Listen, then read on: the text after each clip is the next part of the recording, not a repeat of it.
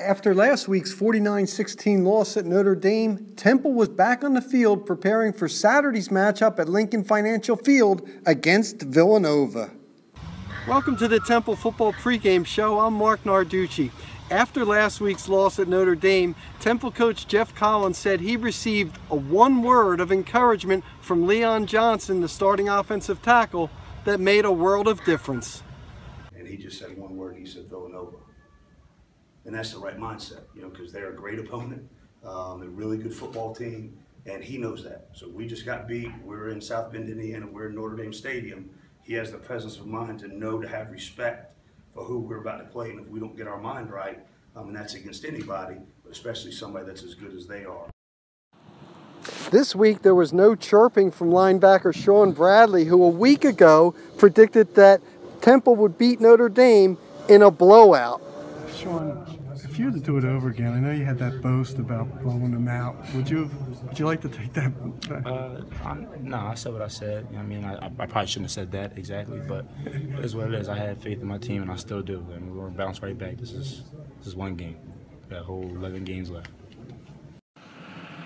After a long quarterback competition, Logan Marchi came out in his first start, completed 19 of 35 passes for 245 yards, 2 touchdowns, and no interceptions in an impressive debut as a starter.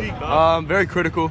Missed a lot of throws, couple reads here and there that I got to hone in on and correct going into this week. I thought Logan handled himself really well.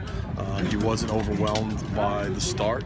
It's in front of 80,000 people. You're in front of millions of people on NBC TV, and he handled himself really well. The stage wasn't too big for him. He did a great job checking the plays and made some good throws.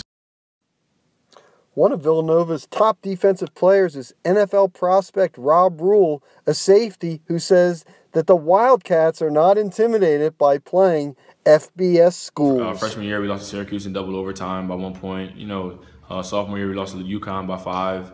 Last year, Pitt was 28-7, but, that was a couple of different plays away from that being a different ball game as well.